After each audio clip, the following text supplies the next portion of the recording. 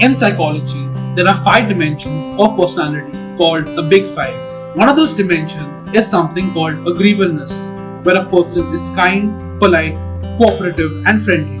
If you're high in agreeableness, you display more prosocial behavior than usual, and you're affectionate, trusting, empathetic, warm, and quick to help. Basically, you're a great person. This also means you'd work well in a team, and you'd be the kind of person who wants to resolve rather than have a prolonged confrontation. According to a psychology study, women score much higher than men when it comes to agreeableness. But is this a boon or a bane for a woman leader? Agreeableness also means putting others' needs always before your own. This may mean that your self-worth tends to be lower since others come first before you.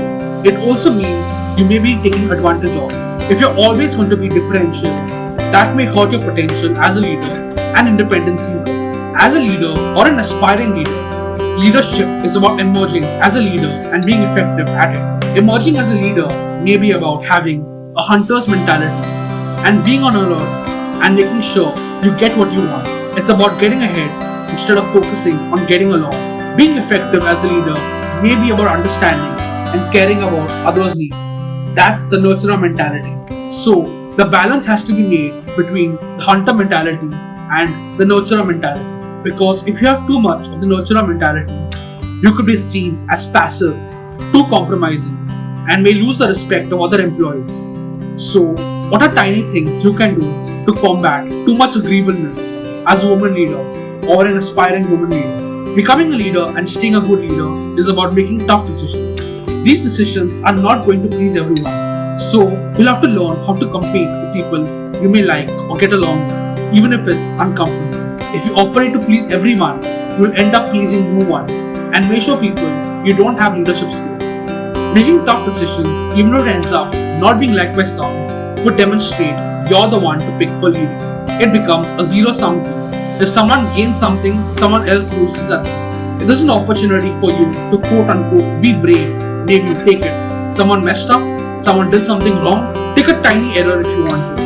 And instead of wanting to avoid upsetting someone, maybe tell them what the mistake was and how it can be fixed.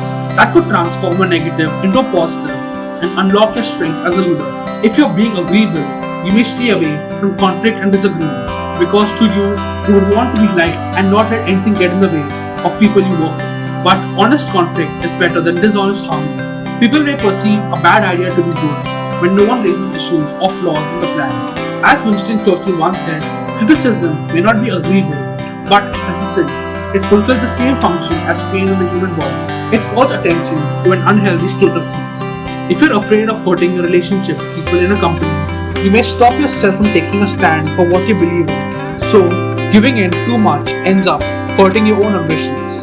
Maggie Thatcher remarked that if people set out to be liked, they should be prepared to compromise in anything, at any time, and they'd achieve nothing. If there's a disparity between what you say externally to people in the workforce and what you think internally, it's the death of trust by 1,000 cuts. Being a negotiator as a leader is also quite important. If you're negotiating with another party, you have to balance your interests with the interests of the other side. If the other side senses you give in easily and want to please people, you lose the battle.